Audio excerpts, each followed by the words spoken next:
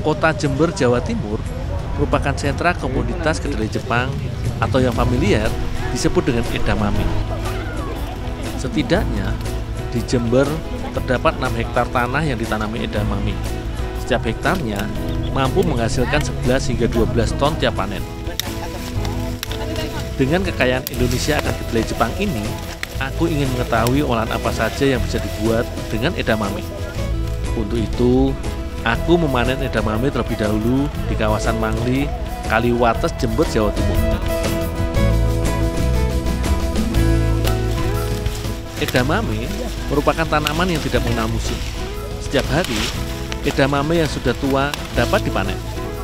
Ciri-ciri edamame yang dapat dipanen adalah sudah bernas. Artinya, biji kedelainya sudah mulai tumbuh. Waktu yang dibutuhkan untuk edamame siap panen tidaklah terlalu lama, yaitu 70 hari. Edamame yang telah dipanen ini kemudian diolah dan dipasarkan oleh PT Mitra Tani 27 di dalam negeri hingga ke ranah mancanegara. Batang edamame yang telah kupotong ini kemudian kupisahkan antara batang serta daun dengan buahnya. Setiap kacang kedelai ini akan disortir terlebih dahulu untuk dikirimkan, baik yang dikirimkan ke berbagai kota di Indonesia maupun ke mancanegara. Misalnya, jika dikirim ke salah satu restoran Jepang yang terkenal di Indonesia, maka edamame yang dikirimkan adalah edamame yang masih memiliki batang. Sedangkan yang dikirim ke luar negeri, maka edamame yang dikirimkan adalah edamame yang besar dan juga tidak terdapat cacat pada kulit luar edamame. Terdapat perbedaan antara edamame dengan kacang kedelai lainnya, yaitu kacang edamame lebih mudah diolah dan memiliki kandungan protein yang sangat baik, sehingga mampu menggantikan peran daging dan juga telur untuk memenuhi kebutuhan protein manusia. Agar bersih, semua edamame dicuci terlebih dahulu. Baik proses pencucian dan pengeringan dilakukan dengan bantuan mesin. Sebagai standar, para pegawai di PT Mitra Tani 27 ini haruslah mengenakan pakaian khusus agar lebih higienis.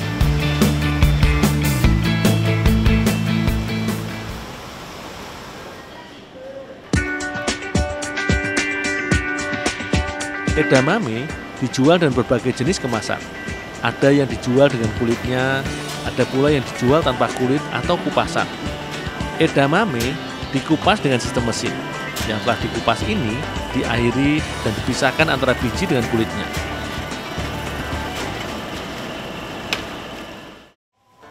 Di UKM Pia Anis, edamame yang biasa dipesan adalah edamame yang sudah dikupas. Di rumah produksi inilah setiap harinya edamame diolah untuk menjadi 2 varian kue, yaitu pia edamame dan juga pai coklat edamame. Sebelum diolah, edamame haruslah dikukus terlebih dahulu agar lebih empuk dan mudah diolah.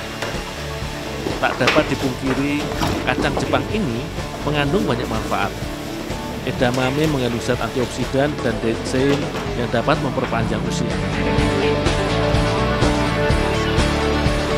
Untuk membuat bagian kulit pia, adonan pun dibuat terlebih dahulu.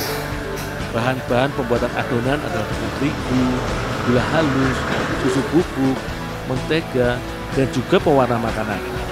Disediakan juga minyak dan juga air. Semua bahan ini dicampurkan dan juga diadon hingga kalis dan semua bahan tercampur rata.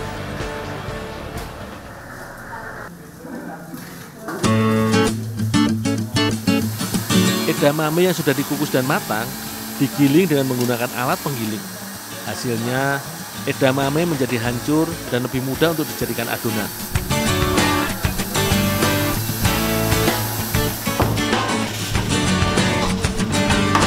Ini barulah aku membuat adonan untuk isian pia. Bahan-bahan yang dibutuhkan adalah gula pasir, susu bubuk, dan juga mentega.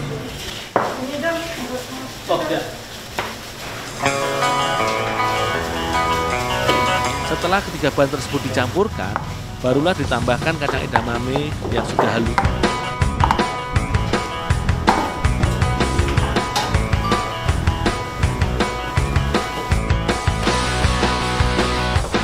Setelah dirasa pas, barulah isian dicetakkan bersama dengan kulit pia.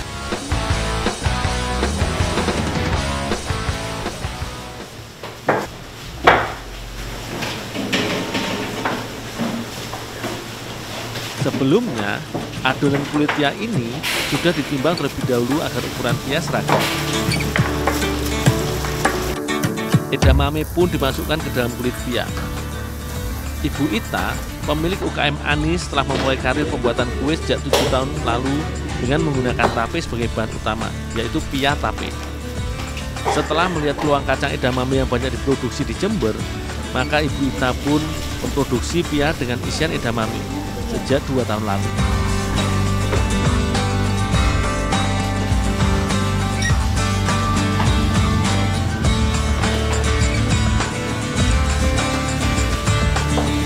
Agar lebih menarik, bagian atas pia diberi olesan telur. Olesan telur akan membuat adonan menjadi lebih mengkilap.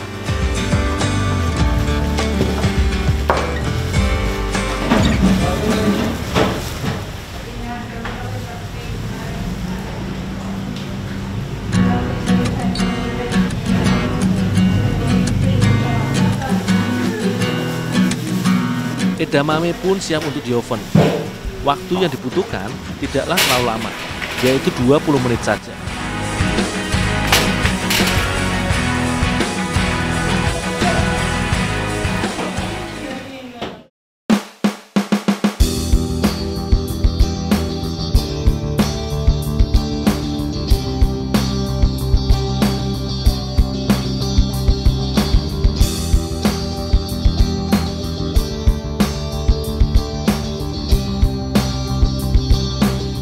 Pia edamame pun siap untuk dikemas.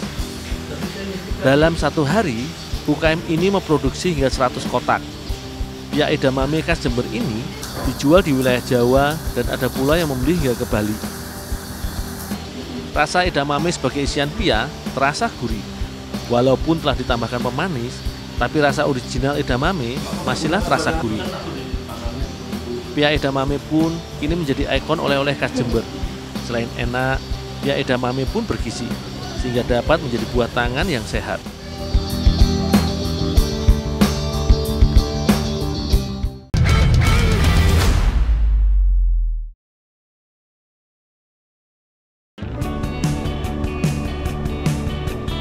Hari ini, aku sudah janji sama Mbak Mayang dan teman-teman.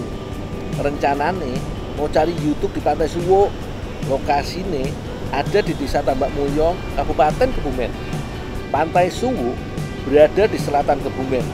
Gak heran kalau ombaknya besar. Ada 2 alat yang biasa dipakai untuk menangkap YouTube, lur. Ada alat yang ada jaringnya seperti ini. Caranya, tinggal goyangkan kaki sampai pasir pantainya terhambur keluar. Kemudian, pasirnya dimasukkan ke jaring.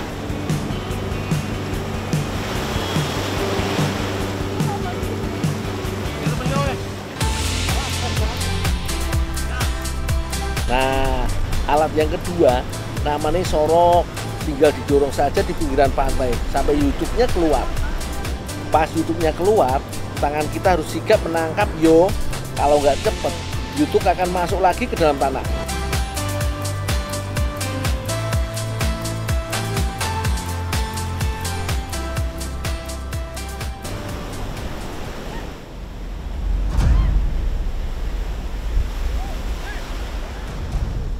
Waduh, Mbak Mayang malah jatuh ke bawah ombak. Untung ngono aku. Kenapa, Mbak? Untung kena ombak. Ombaknya gede, Bang. Hati-hati, Mbak, ya. Terus, Mbak, kabur semua, si jatuh semua. Ah, cari lagi dah. Ya.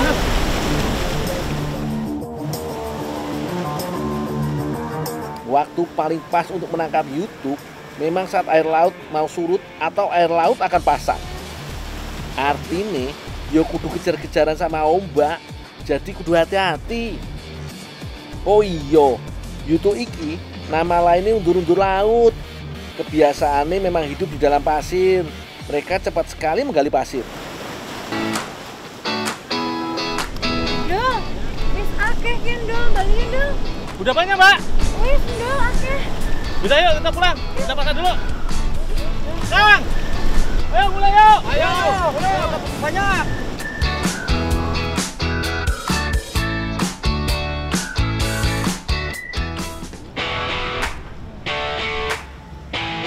diolah, YouTube harus dibersihkan dulu. Aku punya tips nih untuk membersihkan YouTube yo.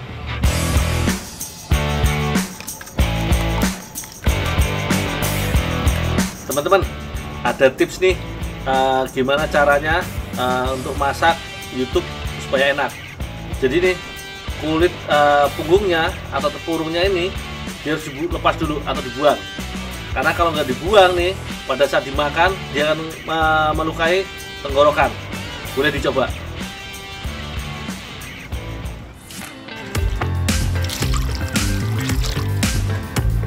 Setelah lepas semua punggung kerasnya, langsung dicuci sampai bersih.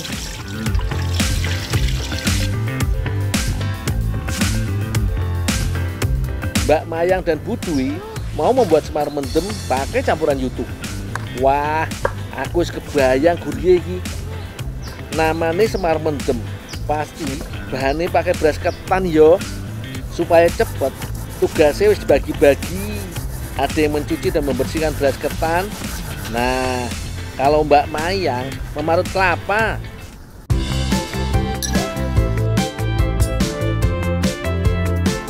Selanjutnya, haluskan bumbunya. Kali ini pakai bawang putih, kemiri, ketumbar, dan kunyit.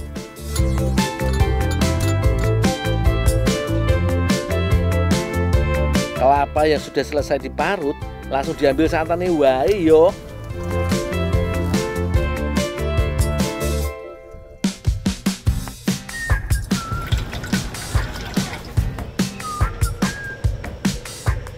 Beras ketannya dikukus setengah matang.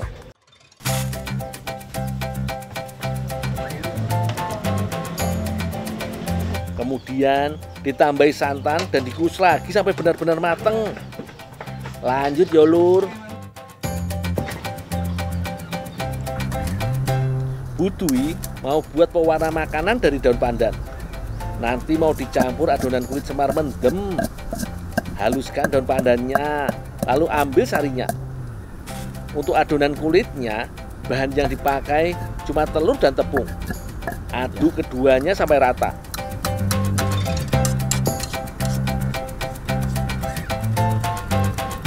Adonan dibagi dua, lalu ditambah pewarna makanannya.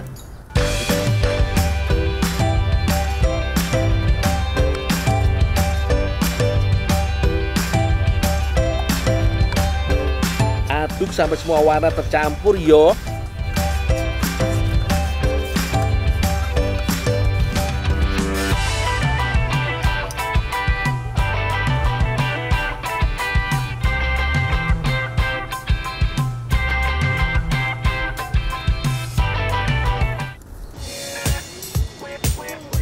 Tuangkan adonan secukupnya, lalu goyangkan sampai adonan merata di permukaan wajan.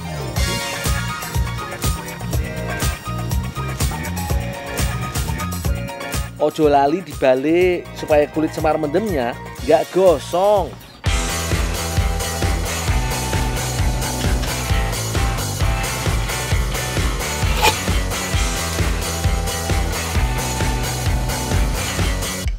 Aku kebagian tugas masak YouTube. Wah iki gampang banget, tinggal numis YouTube yang sudah dibersihkan dan bumbu halus. Tinggal tunggu wae sampai YouTube berubah kemerahan dan mateng.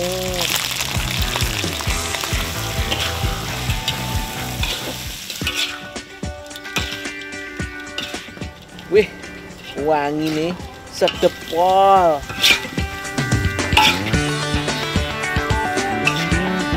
Ketane wis mateng, kulit semar mendem juga wis siap. YouTube yang aku masak juga sudah mateng, tinggal meracik jadi semar mendem wae iki.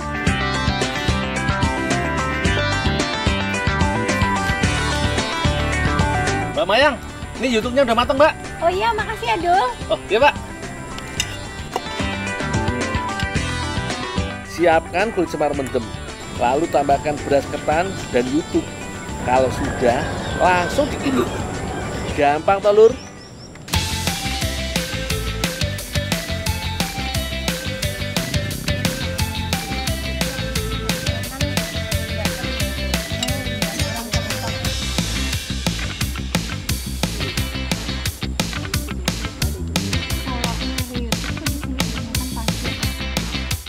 Tampilannya cantik banget yo, apalagi warna-warni meriah begini. Yakin gak ngiler ngelihatnya. Mas, bisa Mas. Coba satu ini ya. Oh iya. Bismillahirrahmanirrahim. Langsung makan nih. Wah iki saatnya makan semar mendem YouTube. Enak banget iki. Beras ketane yang pulen dan gurih ditambah kriuk-kriuk dari YouTube, bener-bener lain. Semua tekstur makanan bisa didapat dari satu kali gigitan. Pokoknya mantul lur.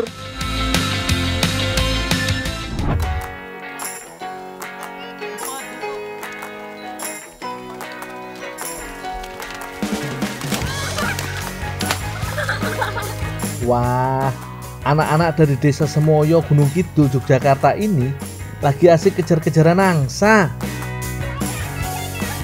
Pemandangan seperti ini sudah jarang ditemukan di perkotaan, apalagi di kota besar yo. Mbak, ngapa Mbak? Iki londol kae lho arep nyekel banyak dienggo masak. Oh, harus dicekel. Heeh. Oh, iya tak cekel nih. Masyarakat di desa sini menyebutnya banyak. Katanya banyaknya mau diolah jadi ingkung loh. Kalau gini, aku jadi semangat bantu tangkapnya, biar bisa ikut menikmati ingkung angsa juga.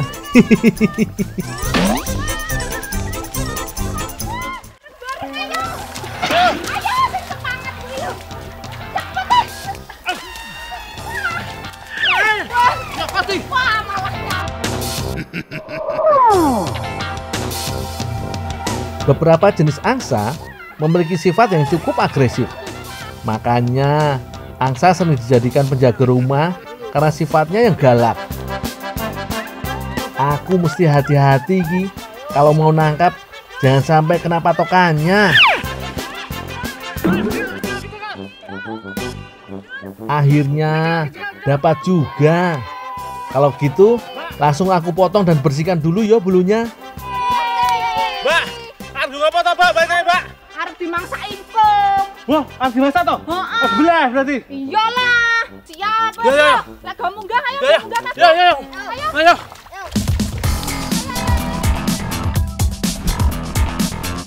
Membersihkan bulu angsa memang sedikit rumit karena bulunya sangat tebal.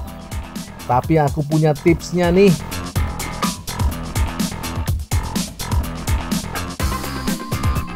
Setelah disembeli, siram angsa dengan air panas, lalu rendam selama 15 menit.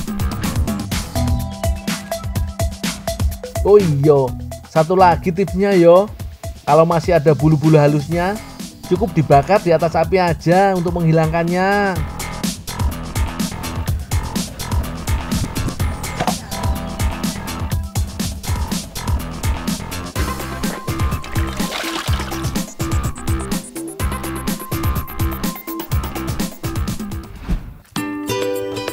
Mbak, ini Mbak angsanya Mbak udah bersih? Oh ya, tak masak ya ndol ya. Oh, ya Mbak. Bumbu untuk ingkung cukup banyak loh. Ada bawang merah, bawang putih, kemiri, ketumbar halus, dan merica. Semuanya diulek sampai halus. Jangan lupa tambah garam supaya lebih gurih.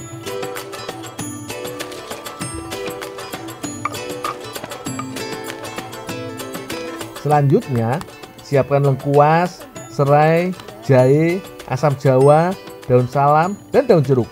Cukup digeprek aja. Lanjut Mbak, yuk kita masak yuk ke belakang yuk. Mbaknya bawa ini. Siap Bu, saya bantu goyang ini ya Bu. Ya, pelan ya. Ya Bu, ya. Yuk kita ke belakang. Biasanya yang dimasak jadi ingkung hanya ayam dan bebek. Tapi ingkung angsa juga nggak kalah enak yo. Malah dagingnya lebih besar dan lebih menarik. Ya toh? Ciri utama masakan ingkung itu bisa dilihat dari tampilannya. Saat dimasak, daging banyak dibiarkan dengan bentuk utuh seperti ini. Dalam adat Jawa, Ingkung biasanya disajikan saat perayaan hari besar atau acara selamatan. Setauku sih, kalau di Jawa, ingkung berasal dari kata menekung, yang berarti berdoa kepada Tuhan dengan kesungguhan hati. Selanjutnya, angsa dimasak dalam air santan yang sudah diberi bumbu lengkap. Kemudian, diungkep sampai santan dan bumbunya meresap ke dalam daging.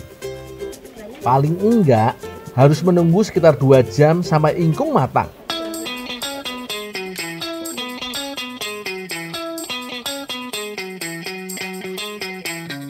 Akhirnya, setelah menunggu cukup lama, jadi juga ingkungnya.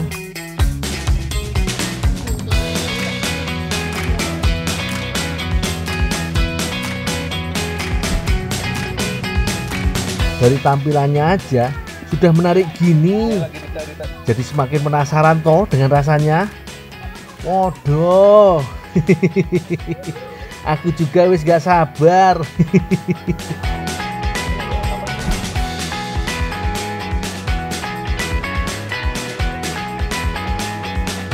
Wah, sesuai dugaanku, ingkung banyak alias angsa benar-benar jos gandos rasane. Dagingnya banyak dan empuk, bumbunya juga pas di lidah. Ayo, jangan ragu-ragu, dihabiskan semua yo.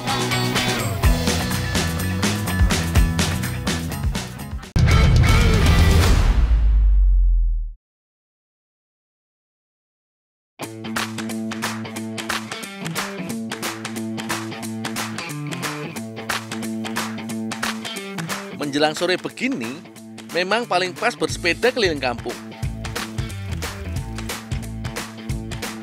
Kebetulan di Sukadana Timur ini, salah satu daerah penghasil pete terbaik di Lampung. Jadi, sekalian sepedaan, aku juga mau bantu panen pete di tempat Pak Mardi. Dul, ya Dul. Makan udah di atas Dul. Oh, ini apa aja? Iya. Ayo, Rek.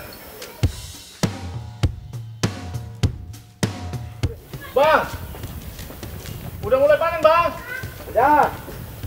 Ayo Bang, semuanya dulu Bang. Nanti bantuin kumpulin ya.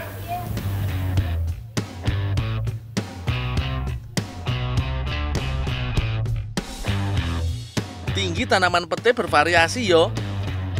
Rata-rata 5-25 meteran. Batangnya cukup kokoh. Jadi meskipun dipanjat 3 orang begini, pasti kuat. Dalam setahun, tanaman pete milik Pak Mardi bisa panen sampai 3 kali loh.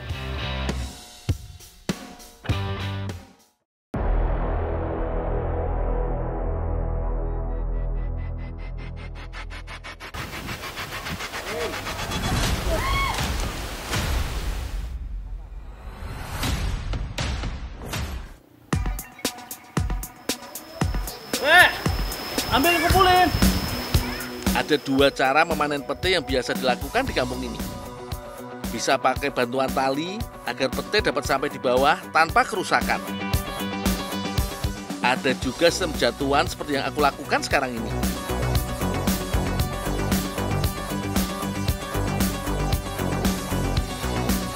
Dul, turun. Ya Kak. Kita bawa yang udah ada aja di bawah. Udah banyak. Udah. Ya. Udah banyak. Kak, saya turun dulu Kak ya. Lanjutin ya. Oh iya, keris itu sebutan untuk 1 lembar pete utuh.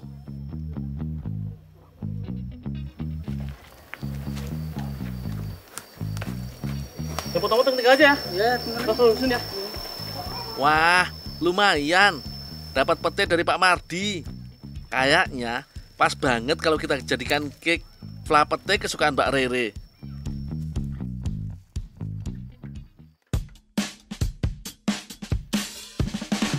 Untuk membuat cake fla pete, pertama kita kupas dulu biji pete dari kerisnya. Di Lampung, pete tidak hanya jadi lalapan dan pelengkap sayur atau sambal, bisa juga diolah jadi kue.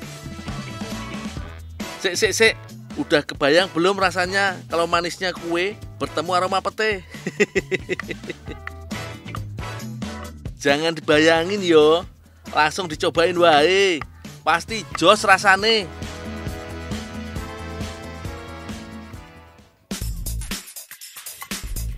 Mbak Rere mau buat adonan cake. 4 butir telur ayam dicampur gula pasir secukupnya.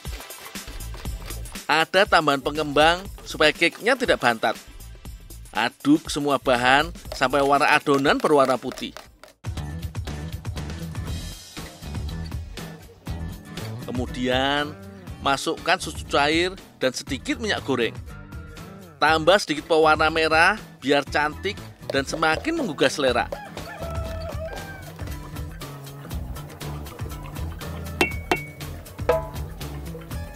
Mbak, aku oven ini dulu ya. Oh iya, silakan di open dulu. Mbak Natalia bertugas menyiapkan krim untuk pelapis cake. Bahannya sederhana kok, hanya margarin, susu kental manis, dan gula halus. Tinggal aduk sampai berubah tekstur menyerupai krim.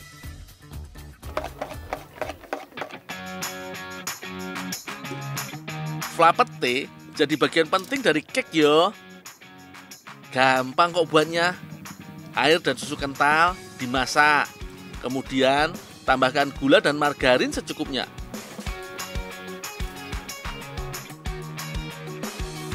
Jangan lupa tambahkan gula pasir dan tepung maizena. Ini yang membantu membuat flan kental dan jadi karamel.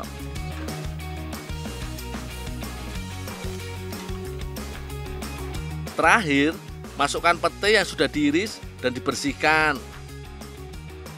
Aduk terus sampai semua tercampur dan tidak mengumpal. Banyak yang kurang menyukai aroma khas pete yo. Kalau buatku sih itu nggak masalah, malahan menambah nikmat kalau dimakan.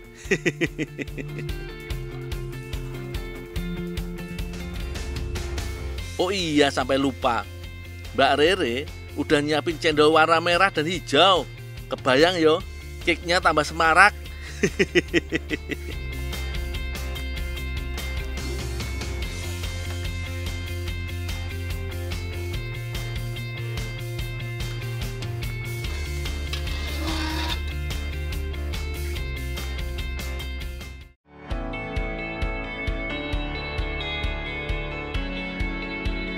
Cantikkan bentuk cake-nya, tinggal dilapisi krim, terakhir siram dengan flan pete. Kak Rere, ini flan petenya udah jadi. Oh ya, makasih ya, Dul. Oh ya Kak.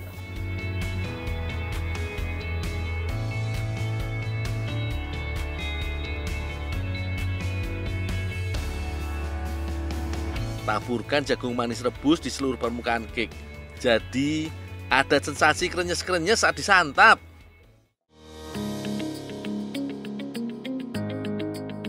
Wih, gak nyangka yo, bentuknya bisa cantik begini. Sekarang tinggal dicoba, apakah rasanya sesuai dengan bentuknya.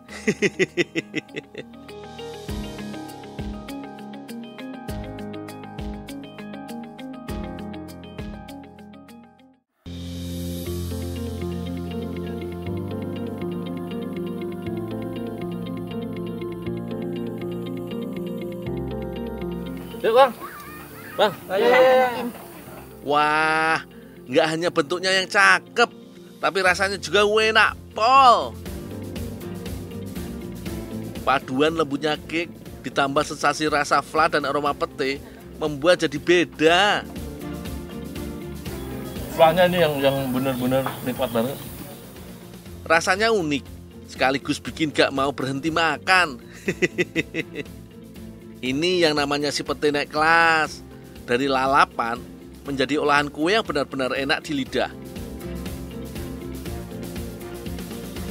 Boleh juga nih inovasinya.